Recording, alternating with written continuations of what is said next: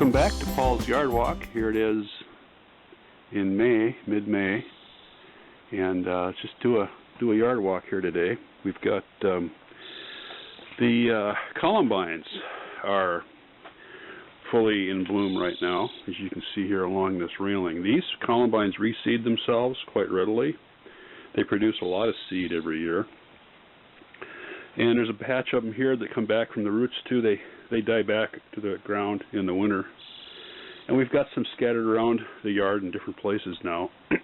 They sort of are self-naturalizing, self-spreading. I don't see any bees here right now. Maybe it's a little bit too early in the morning yet, but there's been some bees, some native bumblebees and other bees that have been working on them a little bit. We had some bees that were out early this year. Hopefully they didn't all die off. I haven't seen too many bees this week, but there's been a few. This is a native shrub here. I think, if I remember right, this is a 9-bark. It's just going to be loaded with flowers here. It's got lots and lots of little buds. You get some little pretty berries. This little dwarf evergreen I talked about last time that had the branch that reverted, I did go ahead and clean that out of there, and you can see it's kind of lopsided. Hopefully he'll come back. He's got some columbines growing up through him. As Nick said, the columbines everywhere. These things here that look like weeds, this thing here, those are foxgloves. They are biennials. I usually go ahead and let them grow unless I don't like where it's planted itself. I don't know if they're a native plant to the Northwest, but if not, they have certainly naturalized all over our region. So they're far from rare. You see them everywhere. And I get them around my yard. When I say they're biennial, by that what I mean is the first year you only see the leaves. The second year you get the stalk, and we'll see the flowers in a little while. And then after they bloom, then they die back. So they live for 2 years and bloom the second. This is a little clematis. It was something that we had planted a bunch of years ago, and it never did very good. In fact, at one point I thought it had completely died. And last summer, or a couple of years ago, I moved it here, put this little stand in front of it, and I actually did give it some water last year during the dry season because it's in a spot. It's about, it's almost lunch. It's not lunchtime yet, but it's still morning, and you can see it's right in the direct hot sun. But it's got some really big flowers it's going to have here. So I'll be interested to see what color they are when it blooms out. These white flowers, little tiny white flowers on the ground cover here. This is a creeping cotoneaster, and I had planted years ago. I had planted I don't know if you can see it, but there's a bumblebee actually working. There's a couple of bumblebees here. That's where they are today. They're working on the cotoneaster. I just planted a couple of them here, and then a couple here underneath this cotoneaster here. There's actually some more of my terrace walls, but you can't even see. There you can see a little bit of the terrace wall sticking out there. There's hardly any of it visible anymore. Boy, the bees really like that. There's a bunch more here. This side is just completely covered with the cotoneaster today, and the flowers. It's just quite amazing. They're going to have they get a red berry, which will be around all summer and all winter, so it kind of adds some color. With the mower and whatnot, I can keep them in line. They'll try to spread out into the grassy meadow, but I'll just keep hacking them back. This is a filbert, which I guess is a tree. It kind of looks like a shrub. I guess it's kind of in that, that gray area between trees and shrubs.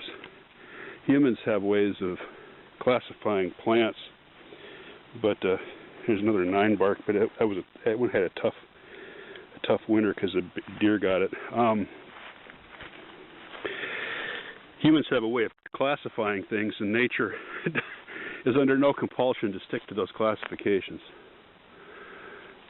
You can get things that are a little bit of this, and a little bit of that. The California lilac here is blooming out. The bees usually love it too. It's got these purple flowers. It's an evergreen. I think we're probably at a little bit north of its range. Its range is probably more in the California, Southern Oregon native, but they do quite well here.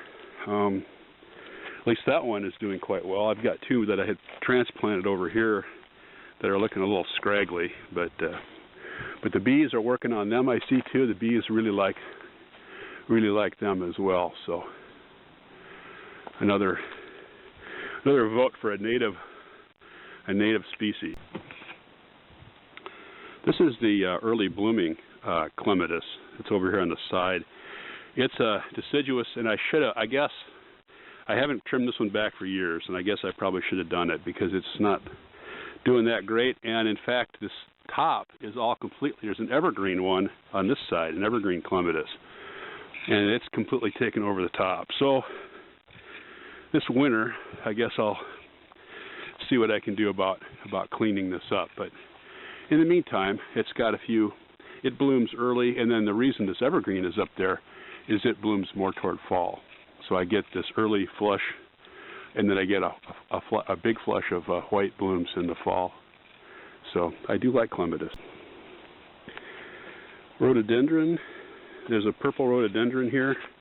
This guy used to be up next to the house, and he was blocking a window, so I moved him. And rhododendrons do not like to be moved, so it took him a long time to come back. But what we're seeing here is this is all the purple flower here. This is all new growth after they were moved, and then behind it, the white flowers. That's a Mexican orange, relative of our native mock orange, and they're almost done blooming. They might get a second bloom this year. They probably will because it's been so warm. But you can't smell it, of course, on the video. But they smell really nice. This is a rosemary here. It's got some bees working on it too. Rosemary is evergreen here where we live. It does like our Mediterranean climate, wet winter or dry summer. It does pretty good here. Once in a while they'll die off for no apparent reason, but they'll live for quite a long time. That one I've had there for a long time. I'm going to end the talk today as it's getting warmer and I'm getting tired, and due to my illness a couple of years ago, I get short of breath easily, which you can probably tell, which is kind of unfortunate for these videos.